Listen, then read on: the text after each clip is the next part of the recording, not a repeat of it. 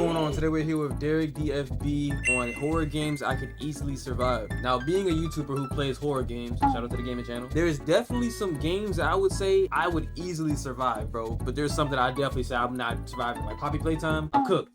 FNAF, I'm cooked. Let me know what horror games you think you could survive, bro. Let's get into it. No, horror games are something I always avoided as a kid. They were too scary. I avoid horror games as an adult, bro. The ability to immerse yourself the way you do while playing a horror game is different. It's not the same thing as throwing on Friday the 13th or Goosebumps. When playing a horror game, you're actually in there. You can see, you can hear, you can interact, you're in control of the movement. Any more immersive than you, Why you walking like that? you just be a victim. But those days of peeing myself while playing the scary maze are over. I'm a man now. And now, I ain't scared of no purple dude, no hillbillies, and especially not no grandma. Today, ladies and gentlemen, same way we did for the horror and the action movies, we're gonna be going over horror games I could easily survive. And I'll be giving you guys my strategy, my game plan, my thought process, and of course, some of the ones that I can't.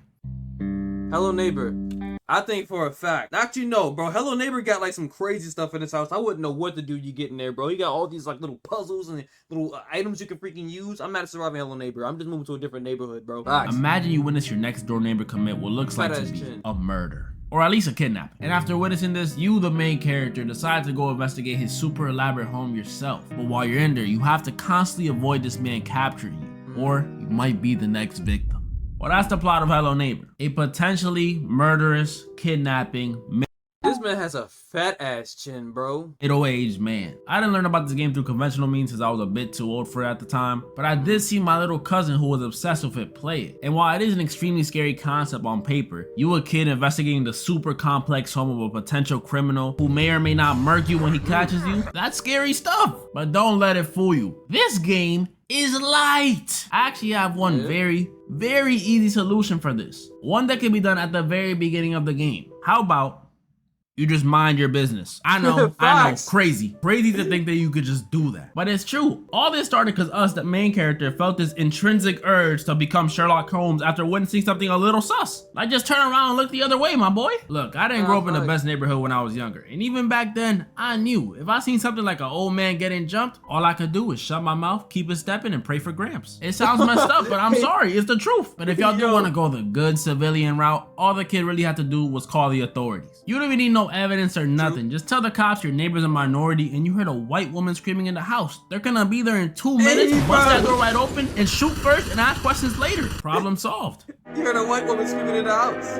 Poppy Time, you're not surviving this, bro. A lot of y'all probably already know this game, but if you don't, there's a horror game where you, the main character, are investigating a shut down toy factory after the disappearance of a bunch of employees 10 years ago. And while in there, you discover you're not alone. There are these things, these entities, these toy monsters that come after you while you're trying to figure it all out. And I'm getting trauma, bro. I'm getting flashbacks. Playing that damn game. Road clip. Bro, you about to break through.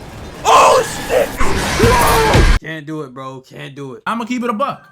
I'm probably not surviving. Not only are these things going after you, all bloodthirsty toy monsters, but all of them are clearly on something. I can see it in their eyes. Huggy Wuggy got them dilated pupils, probably on some LSD or blue crystal or something.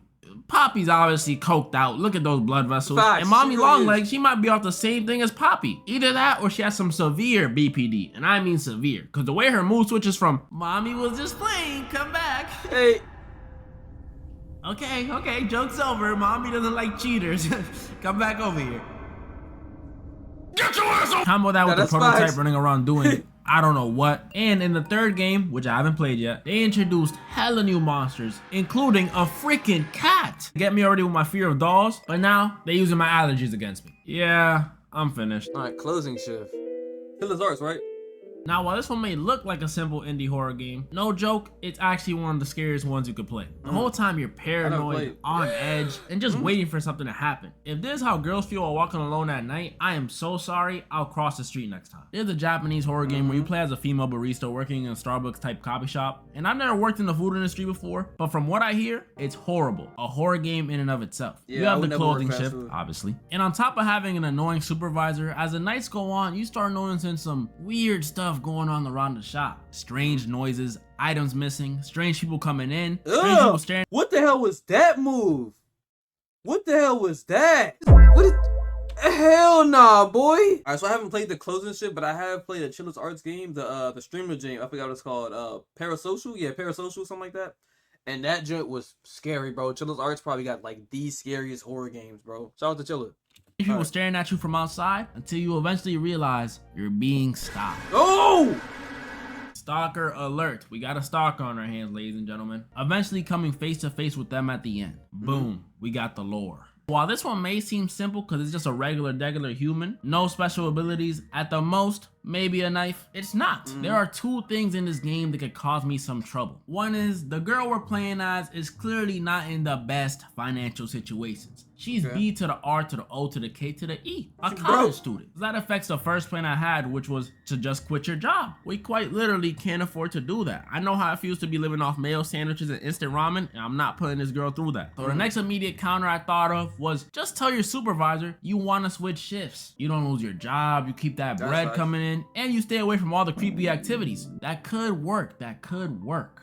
If I knew how to speak Japanese, how would I even communicate? How? There's no subtitles in real life, drawings, ASL, Morse code. How did I even get this job? Only things I know how to say in Japanese are what, stop, and domain expansion. So communication-wise, I'm weak, bro. This man said domain expansion. Bro, you'd be Japanese working in there, bro. I'm pretty sure you'd be born a Japanese person. That's funny as hell. Or what, stop, and domain expansion. So communication-wise, I'm cooked. Can't even call the cops. Meaning my only choice for the situation is to defend myself. You got a box. Here's the plan. We know the dude stalking us is seriously obsessed with us, judging by those notes he be leaving and the pictures he be taking. And as creepy as that may be, it could be used to our advantage. It'll seem like a regular shift. I'll be whipping up some coffee, some lattes, when in the corner of my eye, I'll see the stalker watching me through the glass. He'll probably be imagining doing some heinous things to me. I don't know. I don't stalk people often. But he will know that I have him right where I want him. As he's staring at me through the glass, he'll notice in the corner of his eye. You see, I don't stalk people often. You shouldn't stalk them at all, bro. What the fuck? You'll notice in the corner of his eye a coffee I left on the table. And this wasn't no ordinary coffee. This was a coffee with my lipstick on it. He's a creep, so he immediately wouldn't be able to resist adding this precious item to his precious collection. So he walks into the shop swiftly, trying to get the cup before I can even notice while I'm dealing with some customers. But like I said earlier, I got him right where I want him. Before he could take another step, he hears it. Yamero! Yoichi Tenkai. Domain expansion. We Mugen no Guroku. Infinite Glocks. Hey, bro.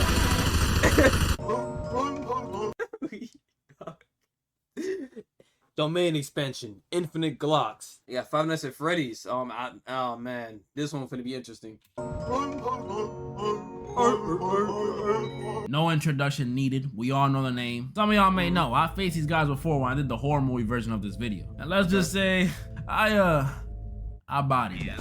But that was the movie, which is way easier than the game. When it comes to the game, before you can even think of coming up with a plan, you gotta ask yourself, which game am I talking about? FNAF 1, 2, 3, Help Wanted, or Help Wanted 2? Or maybe Sister Location, or FNAF 4, or FNAF 4 Halloween Edition, or Security Breach. All these games have different locations with different enemies you gotta deal with. Some have 4 animatronics, some have 1, some have 50. It's ridiculous. But if we're to go down the list, FNAF 1, I think I can handle it. I may not have worked in the food industry, but I have worked security. And when you have experience like I do, the answer for this one is simple. There is no way I am working a minute on that payroll they got you on. Right. $120? Really? I thought this was a pizzeria. I didn't know I was working at Shein. $120 nowadays can maybe get you a pie of Domino's and a scoop of ice cream. I'm good off that. So the way I'm beating FNAF 1, I'm just not going to work. Maybe I'll go the first night, secure a cool 20 bucks for the 8-hour shift, but after that, I'm good. FNAF 2, they pay even lower. But it's so easy, it's practically free money to me, so I'm doing it. And this one we do with almost triple the amount of animatronics as the first one. And instead of the classic setup, we got 2 vents and 1 big vent right in front of us, which may look intimidating at first because it's so open and accessible. It's not. Because the second you throw that mask on, these animatronics don't beat on nothing. They got this whole facial recognition mumbo jumbo that doesn't let them see that I'm a security guard, which honestly makes no sense. I know damn well they can still see my ass in my security uniform gripping onto my chair for dear life. But hey,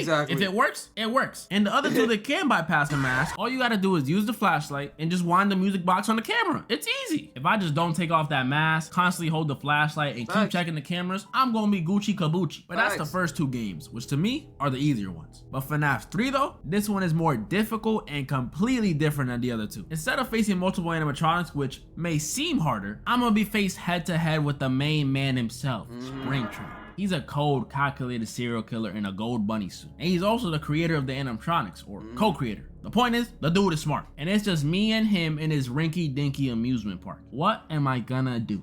And a lot of y'all FNAF fans may not like this answer, but I'm whooping him too. Look, Yeah, I'm a fan too, but this dude's kill-death ratio is almost entirely made up of kids. And like I said in the intro, I am a grown. Didn't Bonnie break his jaw or something like that, right? Didn't Bonnie like, bro? I'm bodying Springtrap ass, bro. I'm beating the hell out of that nigga, bro. On me. Dude's kill-death ratio is almost entirely made up of kids. And like I said in the intro, I am a grown man now, standing at a tall 5'9". I'm cooking him. Springtrap is going to catch the work. He's gonna wish those spring locks got him before. Oh, but he has a metal suit, so if you punch him, it's gonna hurt.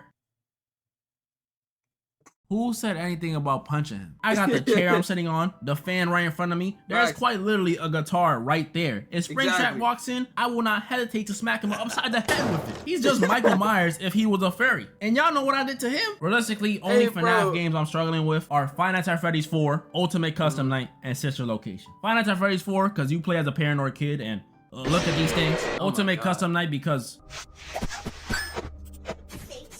Yeah, nah. What is even happening? And Sister Location, bro, baby is 7'2". I am not dealing with that. And as for Security Breach, Ruin, and Help Wanted, I can't say for certain. I haven't played those yet, but I'm sure I'm about to end those too. As you guys can see though, just like the action and horror movies, there's only a few games that can really stand in my way. I mean, I'm still pretty much unbeatable. Let me know any parts you guys think I was wrong or right about, and let me know any more horror games you guys want me to go over for a part 2. I know I missed a lot. Also, let me know if you guys want me to play any of these horror games or any other horror games on a second channel. I'm thinking about making one in the future, but do it, bro. I don't know. I wouldn't want to make anyone jealous with my gaming skills, you know?